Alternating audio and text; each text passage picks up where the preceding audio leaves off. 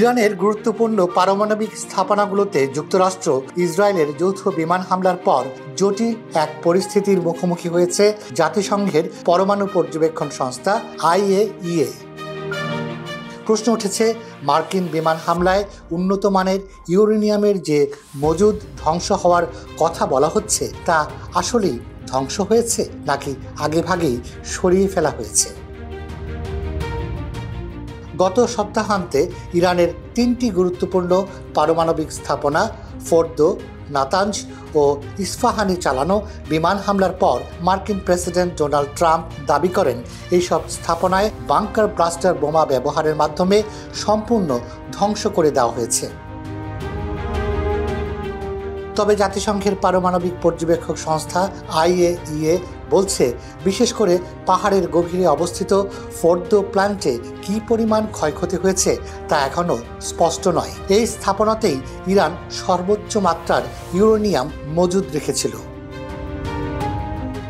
IAEA প্রধান জানান, Israel হামলা চালানোর দিন অর্থাৎ 13ই জুন ইরান জানায় তারা পারমাণবিক স্থাপনা ও উৎপাদন সুরক্ষার জন্য প্রয়োজনীয় পদক্ষেপ নিচ্ছে। যদিও কী ধরনের পদক্ষেপ তা ইরান তখন খোলসা করেনি। পাশাপাশি পশ্চিমা কূটনীতিকদের কেউ কেউ বলছেন, হামলার কয়েকদিন আগেই সম্ভবত ফোর্দো থেকে অধিকাংশ ইউরেনিয়াম সরিয়ে ফেলা হয়েছিল।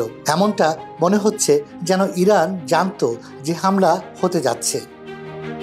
স্যাটেলাইট চিত্র ফোর্দোর বাইরে ট্রাক সহ একাধিক গাড়ির চলাচল দেখা গেছে, যা ইউরেনিয়াম স্থানান্তরের ইঙ্গিত দেয় বলে মনে করছেন কোনো বিশ্লেষক। তবে এই ধারণার প্রতি বাঁধ সাধছে মার্কিন প্রেসিডেন্ট ডোনাল্ড ট্রাম্প। তিনি এইসব সম্ভাবনা নাকচ করে দিচ্ছেন এবং বলছেন, ওরা কিছুই সরায়নি, ওগুলো খুব ভারী, সরানো খুব কঠিন।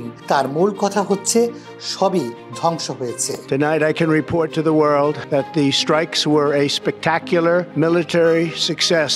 এদিকে ইরান হুঁশিয়ারি দিয়েছে তারা IAEA এর কার্যক্রমে আর সহযোগিতা করবে না। দেশটির পার্লামেন্ট একটি প্রস্তাব পাশ করে IAEA এর সঙ্গে কাজ স্থগিত করার পক্ষেও ভোট দিয়েছে।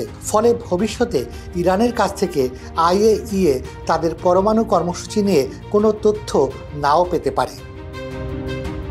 পাশাপাশি ইরান হয়তো বলে বেড়াবে, প্রেসিডেন্ট ট্রাম্পের কথাই ঠিক, আমাদের সব পারমাণবিক অবকাঠামো ইউরেনিয়াম ধ্বংস হয়ে গেছে। আর এর আড়ালেই থেকে যাবে ইরানের বিপুল পরিমাণ সেই মিসিং ইউরেনিয়াম। রুমি নোমান, খবর সংযোগ।